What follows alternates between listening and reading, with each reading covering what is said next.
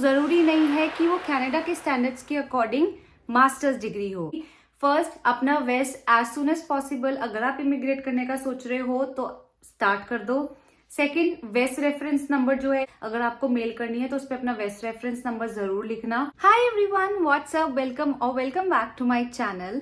तो last video में हमने बात की थी इमिग्रेशन के पहले स्टेप के बारे में कि आइल्स क्या होता है, उसके क्या क्या कॉम्पोनेंट्स हैं, किस तरीके से आइल्स में आप 7 बैंड या उससे अबव ला सकते हो, किन किन बातों का आपको ध्यान रखना है, क्या टिप्स है, क्या ट्रिक्स है आइल्स स्कोर लाने की, वो सारी डिटेल्स हमने उस वीडियो में कवर की थी। आज हम लोग एक और इम्पॉर्टेंट एस्पेक्ट के बारे में बात करने वाले हैं और वो है वेस्ट। तो आज मैं इस वीडियो में बताऊंगी कि वेस्ट एक्चुअली होता क्या है, आपको कब कराना है और उसके क्या बेनिफिट्स हैं। तो वीडियो स्टार्ट करने से पहले अगर आप लोग मेरे चैनल पे पहली बार आ रहे हैं तो प्लीज सब्सक्राइब करना मत भूलिएगा, और अगर मेरी वीडियोस ऑलरेडी देखते हैं, पहले से मेरे सब्सक्राइबर हैं, then thank you so much. So yes, without wasting any more time, let's quickly start the video. तो सबसे पहले बात कर लेते हैं कि वेस्ट क्या है। तो वेस्ट एक ऑर्गेनाइजेशन का नाम है, वर्ल्ड एजुकेशन सर्विसेज, जो कि हमारे इमिग्रेशन के लिए हमारे कंट्री की डिग्रीज इवेलुएट करती है। जैसे मैं इंडिया से हूँ और मैंने जो भी डिग्रीज ले रखी हैं उनका मुझे इवेलुएशन कराना होता है कैनेडियन स्टैंडर्ड्स के अकॉर्डिंग, अगर मैं कनाडा इमिग्रेट कर रही हूँ तो इमिग्रेशन के लिए हमें अपना ईसीए कराना होता है। ईसीए मतलब एजुकेशनल क्रेडेंशियल असेसमेंट, जिसमें आपकी डिग्रीज इवेलुएट होती हैं बाय सम ऑर्गेनाइजेशंस, जिनका नाम मैं यहाँ मेंशन कर दूंगी। 5 ऑर्गेनाइजेशंस होती हैं, बट जनरली वेस्ट मोस्ट फेमस है, वर्ल्ड एजुकेशन सर्विसेज, जिससे ज्यादातर लोग इमिग्रेशन के लिए अपनी डिग्रीज इवेलुएट कराते हैं। ईसीए में क्या होता है, आपकी जो डिग्रीज हैं, जो भी आपने एजुकेशन की हुई है, जो वेस्ट ऑर्गेनाइजेशन है वो आपकी डिग्रीज कनाडा के स्टैंडर्ड्स के अकॉर्डिंग इवेलुएट करती है। सपोज आपने बैचलर डिग्री करी हुई है कोई, या मास्टर्स डिग्री करी हुई है, तो जरूरी नहीं है कि वो कनाडा के स्टैंडर्ड्स के अकॉर्डिंग मास्टर्स डिग्री हो। जो आपकी बैचलर्स डिग्री है जरूरी नहीं है वो कि कनाडा की स्टैंडर्ड्स के अकॉर्डिंग वो आपकी बैचलर डिग्री हो, वो मास्टर्स भी हो सकती है और आपकी मास्टर्स जो है वो बैचलर भी हो सकती है, इसलिए ईसीए कराना होता है। तो ये तो हमने बात कर ली कि वेस्ट क्या होता है, ईसीए क्या होता है। अब हम बात कर लेते हैं कि वेस्ट कब कराना है और वेस्ट कराने में कितना टाइम लगता है। जनरली लोग इसे वेस्ट बोलते हैं बट ये ईसीए होता है, बट क्योंकि सब यूज्ड टू है वेस्ट बोलने के, तो इसलिए मैं इसमें वेस्ट का ही रेफरेंस लूंगी। तो आपको वेस्ट कराना होता है जब आप आइल्स कर रहे हो, स्टार्टिंग में ही कराना होता है इमिग्रेशन प्रोसेस के, क्योंकि फर्स्ट जो आपका इवैल्यूएशन होता है वो 5 इयर्स तक के लिए वैलिड होता है from the date of your application, और सेकंड आपका टाइम सेव हो जाता है। हम बात कर लेते हैं कि इवैल्यूएशन में टाइम लगता कितना है, वेस्ट कितना टाइम लगाती है। वर्ल्ड एजुकेशन सर्विसेज जो है वो सबसे कम टाइम लेती है। जनरली आपकी डिग्रीज इवेलुएट करने के लिए 3 to 4 मंथ्स लगते हैं आपकी फाइनल रिपोर्ट रेसिपिएंट्स को डिलीवर होने में, और 3 to 4 months from the date of application लगते हैं। अगर आप इमिग्रेशन का सोच रहे हो फिर तो आपको वेस्ट तो स्टार्ट कर देना चाहिए, क्योंकि इसमें ऑलरेडी आपको 3 to 4 मंथ्स लगेंगे और फिर आपको आइल्स भी देना है। तो इसलिए मैं एडवाइस करूंगी कि अगर आप अपना टाइम सेव करना चाहते हो और आपने डिसाइड कर लिया है कि आपको इमिग्रेट होना है तो आप अपना वेस्ट आज ही कर लो स्टार्ट। अब बात कर लेते हैं कि वेस्ट किस तरीके से कराना होता है। आपको किसी कंसल्टेंट के पास जाना होता है या किसी और की हेल्प लेनी होती है आपको, तो ऐसा नहीं है। मैं इस वीडियो में कवर करूंगी कि क्या स्टेप्स हैं आपकी वेस्ट एप्लीकेशन सबमिट करने के लिए। तो यस, लेट्स स्टार्ट।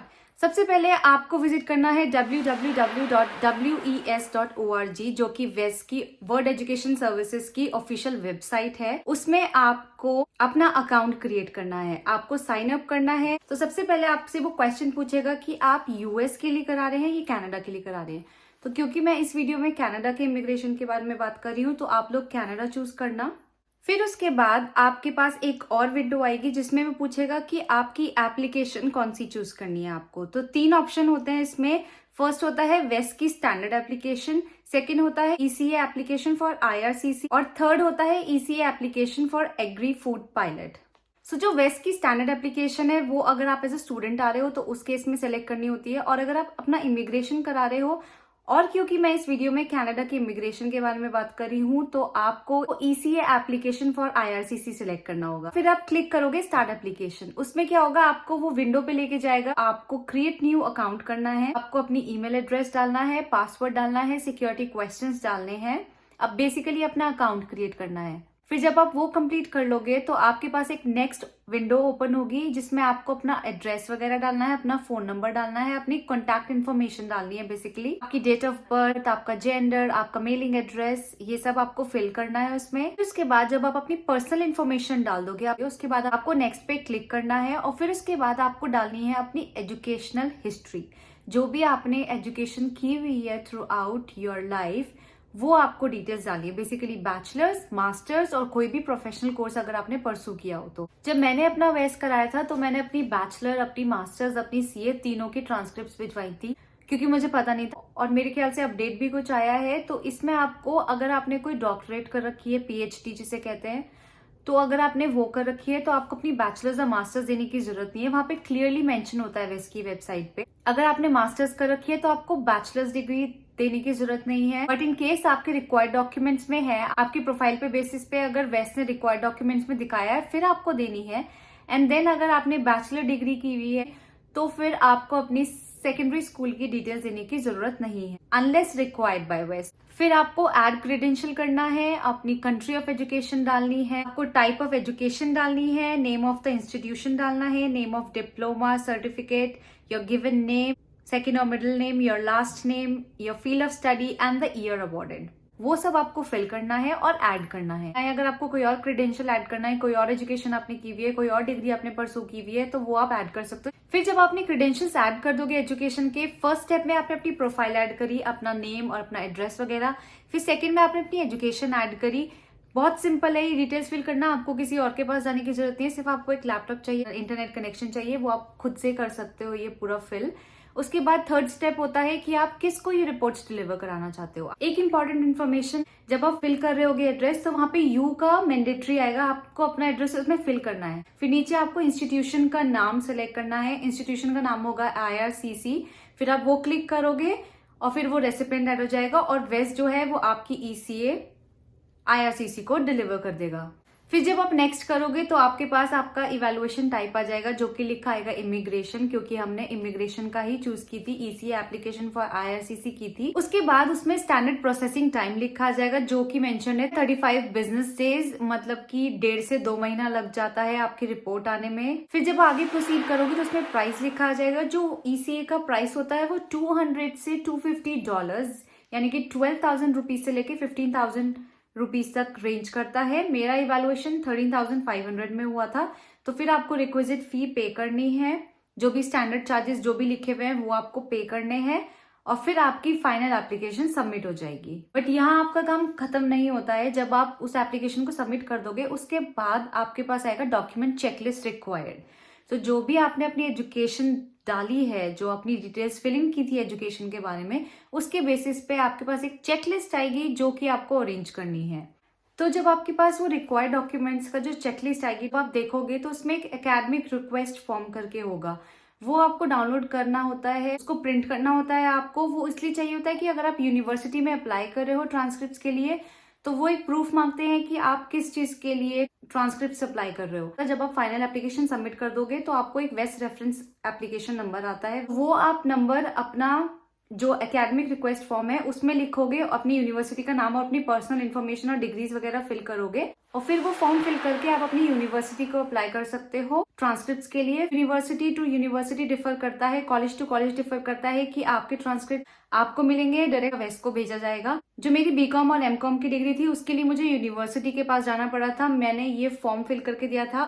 फिर इसके बाद ट्रांसक्रिप्ट मेरे पास आ गई थी, वो मैंने फिर एनवेलप में वेस्ट का रेफरेंस नंबर लिख के और वेस्ट को डिलीवर कर दी थी। मेरी BCom और MCom की जो चार्टर्ड अकाउंटेंसी की मेरी डिग्री है उसके लिए मैंने ऑनलाइन एप्लीकेशन सबमिट की थी, रिक्विजिट फी पे करी थी और फिर उसके बाद ICAI ने डायरेक्ट वेस्ट को वो रिपोर्ट भेज दी थी। तो आपको अपने कॉलेज यूनिवर्सिटी में जाके पूछना होगा, पता करना होगा कि क्या प्रोसेस है ट्रांसक्रिप्ट इश्यू कराने का, और यूनिवर्सिटी डायरेक्ट भेजेगी वेस्ट को या फिर आपको भेजेगी ट्रांसक्रिप्ट और आपको फर्दर वेस्ट को भेजनी पड़ेगी बाय कुरियर। और अगर आपको करनी है कुरियर तो मेक श्योर कि आप अपनी यूनिवर्सिटी या कॉलेज के नियरेस्ट पोस्ट ऑफिस में जाके उसे पोस्ट कराओ और अपनी यूनिवर्सिटी का ही एड्रेस मेंशन करो।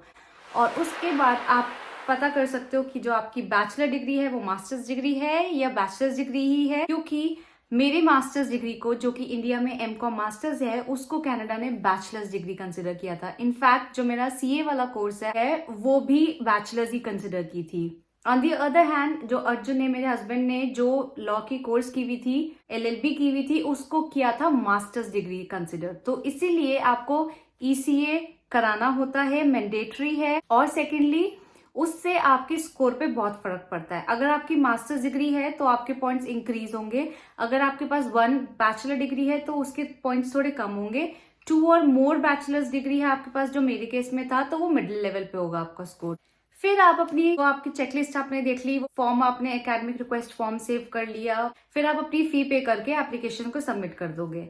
फिर आपकी वो वाली एप्लीकेशन जो आपने फी पे करके सबमिट करी है, उससे 35 डेज काउंट नहीं होते हैं। जब वेस्ट के पास आपकी ट्रांसक्रिप्ट्स पहुंच जाती हैं, उस दिन से काउंट होते हैं। तो उस दिन से 35 डेज लगते हैं आपकी ईसीए रिपोर्ट आईआरसीसी को डिलीवर होने के लिए।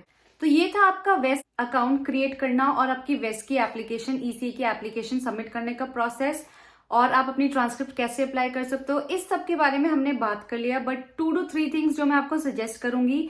फर्स्ट, अपना waste as soon as possible, अगर आप इमिग्रेट करने का सोच रहे हो तो स्टार्ट कर दो। सेकंड, वेस्ट रेफरेंस नंबर जो है, जो फाइनल मिलता है, कोशिश करो कि इसके सारे डॉक्यूमेंट्स पे ही, जो ट्रांसक्रिप्ट्स आप भेज रहे हो, अगर आपको मेल करनी है तो उस पर अपना वेस्ट रेफरेंस नंबर जरूर लिखना।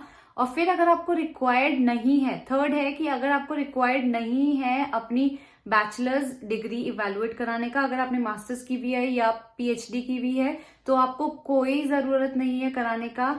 अगर आपकी चेकलिस्ट में है, वो डॉक्यूमेंट है, वो ट्रांसक्रिप्ट अप्लाई करने का, तो आप करो बैचलर्स का, वरना मत करो, सीधे मास्टर्स की ट्रांसक्रिप्ट अप्लाई करना। इससे आपका बहुत टाइम वेस्ट होगा। और यूनिवर्सिटी पे अगर आप अपनी बैचलर और अपना मास्टर्स सबका करा रहे हो इवैल्यूएशन, तो उसमें पैसे भी लगते हैं। तो आपके 2000 to 3000 रुपीज लगते हैं पर डिग्री इवैल्यूएट कराने के, तो वो भी आपको बच जाएगा।